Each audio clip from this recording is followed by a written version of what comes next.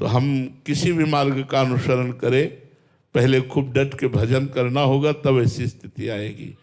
खूब गुरु मंत्र का जप, नाम जप, शास्त्रों का स्वाध्याय, पवित्र आहार, संयम, नियम, तब ऐसी स्थिति आती है। प्रतीक गुप्ता जी, कानपुर से। राधे राधे महाराज जी। महाराज जी, इच्छा क्या है, ये क्यों है और ये कब खत्म होगी? मृत्यु अंत नहीं है। शरीर का भाव दृढ़ होना इच्छाओं की उपज है। मैं पुरुष हूं, मैं स्त्री हूं, ये देह भाव ही समस्त इच्छाओं को प्रकट करता है। देह भाव नष्ट हो जाए, इच्छा नष्ट हो जाएगी। देह शुद्धि विस्मरण हो जाए, भगवदानंद में डूब जाओगे। सारी साधना देह भाव मिटाने की तो है। ये देहाभिमान जो पुष्ट हो गया है, इसी देहाभिमान में ही सारी इच्छाएं हैं। जब अपने को हमने पुरुष मान लिया, स्त्री मान लिया, तो 5 ज्ञानेंद्रिय, 5 कर्मेंद्रिय और मन, ये तमाशा बना दिए हमारा। हमें ये देखना है, हमें ये सुनना है, हमें ये खाना है, हमें ये भोगना है, हमें ये चखना है, हमें ये छूना है, हमें इसी में फंसा दिया। इच्छाएं किसकी प्रकट हो रही? भोगों की प्रकट हो रही। जो धन की इच्छा है, धन इसलिए कि उससे भोग मिलते हैं। अगर भोग न मिलते हो तो धन की कोई इच्छा ना हो। धन से भोग मिलते हैं, भोग इंद्रियों से भोगते हैं, और इंद्रियों को भोगों में सुख का आभास होता है, इसलिए हमारी दुर्दशा हो गई। इसका प्रधान कारण देहाभिमान है। गुरु प्रसाद से, शास्त्रों के स्वाध्याय से, भगवान नाम जप से यदि देहाभिमान गलित होता चला जाए, शुद्ध ज्ञान प्रकट हो जाए, तो हम आप्त काम है। आप्त काम माने पूर्ण काम है। हमारे अंदर कोई इच्छा ही नहीं है। इतना अपार सुख हम में है, स्वयं मैं में है, कि हमें किसी और सुख की आकांक्षा ही नहीं है। हमारे प्रभु में इतना आनंद है कि हमें और किसी सुख की आकांक्षा नहीं। संसार में, त्रिभुवन में जितना सुख है, वो परमात्मा के सुख सिंधु के, एक बिंदु के, एक सीकर से पूरा त्रिभुवन आनंदित हो रहा है। सीकर समझते हैं? एक बूंद ऐसे लो और उसे ऐसे फेंको, उससे जो छिट्टियां निकलती, छोटे छोटे कण निकलते, उन्हें सीकर कहते हैं। जो आनंद सिंधु सुख राशि सीकर तय त्रैलोक सुपासी, उस आनंद समुद्र भगवान के एक बिंदु के, एक सीकर से यहां से लेके ब्रह्मलोक तक आनंद छाया हुआ। सोचो वो बिंदु और वो सिंधु कितना आनंदमय होगा, जिसका एक सीकर पूरे त्रिभुवन को समेटे हुए है।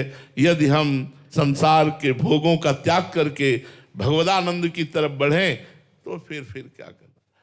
तभी तो जब वो आनंद प्राप्त होता है, तो भक्त बोल उठता है, न पारमेष्ठ्यम न महेंद्रधिष्ण्यम न सार्वभौमम न रसाधिपत्यम न योग सिद्धि न पुनर्भवम वा।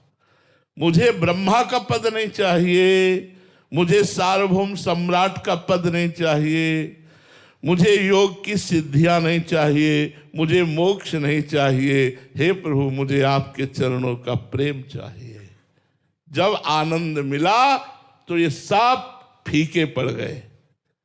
न पारमेष्ठ्यम न महेंद्रधिष्ण्यम, न इंद्र का पद, न ब्रह्मा का पद, न सार्वभौम पद, न योग सिद्धि, न मोक्ष। मुझे आप चाहिए, आप चाहिए। क्यों? इतना आनंद मिला, सब फीके पड़ गए। तो जब तक हमारा शरीराभिमान है और अपनी इंद्रियों से विषयों को भोगने में सुखाभास में लगे हुए हैं, सुखाभास इसे कहते हैं, थोड़ा शब्दावली अरुचिकर है। एक कुत्ता सूखी हड्डी को लेता है, दूसरे कुत्तों को देखकर सोचता है कहीं मेरा स्वादिष्ट आहार छीन न ले, भाग के जाता है और एकांत में उस हड्डी को खाने की चेष्टा करता है। उसके गलफरों से खून उस हड्डी में दिखाई देता है। वो समझता है इस हड्डी में रस है, और बार बार उस हड्डी को, बस यही दशा है। हम अपने भ्रमात्मक बुद्धि होने के कारण अपने ब्रह्मचर्य को नष्ट करते हैं, अपनी जितेंद्रियता को नष्ट करते हैं, और मुझे लगता है उसमें सुख है। नहीं, सुख किसी पदार्थ में नहीं, सुख आपकी मान्यता में है।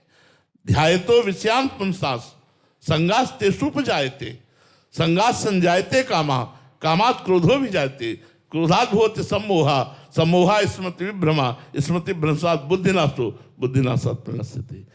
विषयों का ध्यान अगर ना हो और फिर विषय को भुगाया जाए, अगर उसमें सुख की अनुभूति हो तो मुझे बता दो।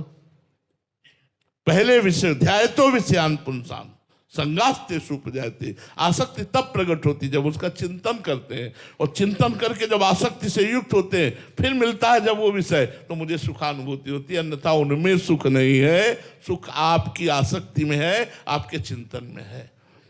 नहीं तो किसी व्यक्ति को तय कर दिया जाए आज शाम के 4 बजे फांसी की सजा होगी और छूट दे दी जाए, जो चाहो भोगो, और एक डायरी ले लो, फिर हमें लिख के बताओ किसमें तुम्हें सुख मिला। क्या उसको किसी में सुख मिलेगा? अनुमान करके देखो, वो जिस भोग की तरफ देखेगा तो उसे फांसी का फंदा नजर आएगा कि 4 बजे फांसी। अब उसका चिंतन विषय का नहीं बन पाएगा, इसलिए किसी भी विषय में सुख नहीं मिलेगा। विषय में सुख होता तो उसको मिलता, उसका चिंतन फंस गया कि 4 बजे फांसी की सजा होगी। विश्व का कोई भी सुख उसे सुखी नहीं कर सकता। उसको यहां तक रुपयों से लाद दिया जाए तो कहेगा क्या 4 बजे तो फांसी डाली। बात समझो, चिंतन अगर हमारा भगवत चिंतन है तो विषय नीरस है, इनमें सुख नहीं है, पूरा जीवन भोगते हो गया, किसी के हाथ नहीं लगा। तो हमारी इच्छाओं का मूल कारण देहाभिमान है, अहंकार है। अगर ये अहंकार गुरु कृपा से, संत कृपा से भगवान के चरणों में समर्पित हो जाए या ज्ञान के द्वारा ये नष्ट हो